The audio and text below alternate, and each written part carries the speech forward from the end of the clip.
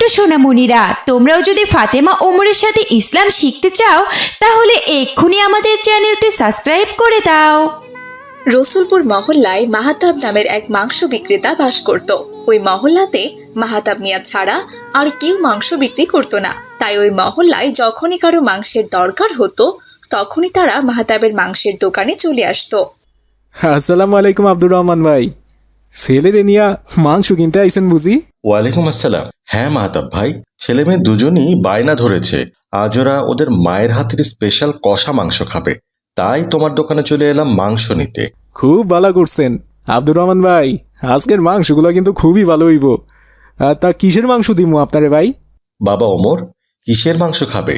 গরুর মাংস নাকি খাসির মাংস? আব্বুজান, আমরা তো প্রায় গরুর মাংস খাই, কিন্তু অনেক দিন হলো খাসির মাংস খাওয়া হয় না। আজকে এক কাজ করি আব্বুজান, খাসির মাংস নিয়ে যাই। হ আব্দুর রহমান ভাই, আজকের খাসিটা একদম দেশি খাসি, খুব ভালো মাংস হইব। তা কয় কেজি দিমু ভাই? মাহতাব ভাই, তুমি এক কাজ করো, 3 কেজি খাসির মাংস দাও। রোজ রোজ তো আর তোমার দোকানে মাংস কিনতে আসতে পারি না, তাই একটু বেশি করেই মাংস নিয়ে যাচ্ছি। যতটুকু লাগে খাবো, আর বাকিটা ফ্রিজে রেখে দেবো। আচ্ছা আচ্ছা ঠিক আছে, আমি এখনই দিতাছি। এই বলে মাহাতাব মিয়া 3 কেজি খাসির মাংস মাপতে শুরু করলো। কিন্তু সে 2.5 কেজি খাসির মাংস দাঁড়িপাল্লায় দেওয়ার পরেই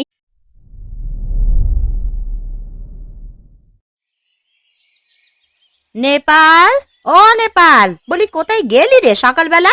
বলি হাট বাজার যে এখনো কিছু হয়নি, আমি রান্না চড়াবো কখন বলতো?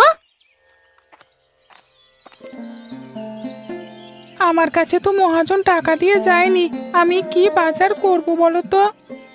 তা বলি তুই চেয়ে রাখতে পারলি না? সকাল সকাল হাট থেকে কম দামে জিনিস কিনে এনে রান্না চড়িয়ে দিতাম, কিছুক্ষণ পর থেকেই তো খাওয়ার জন্য আবার খদ্দের আসতে শুরু করবে। আমরা নাকি টাকা মেরে দিই, সেই জন্য আমাদের দিয়ে আর হাট বাজার করাবে না। তা বেশ তো, তবে উনি নিজে গিয়ে করুন না, দেখা যাবে কেমন বাজার করে। সে দেখা যাবে ক্ষণ, এখন বসে না থেকে চলো ভাতের হাঁড়ি চাপিয়ে দিই, চাল ডাল তো আছে ঘরে, ওগুলোই রান্না করি। তাই চল, একটা কাজ অন্তত শেষ করি, তারপর আবার মাছ তরকারিগুলো এলে ওগুলো আবার কুটতে বসবো। পদ্ম, আরে ও পদ্ম, ঘরে আছিস?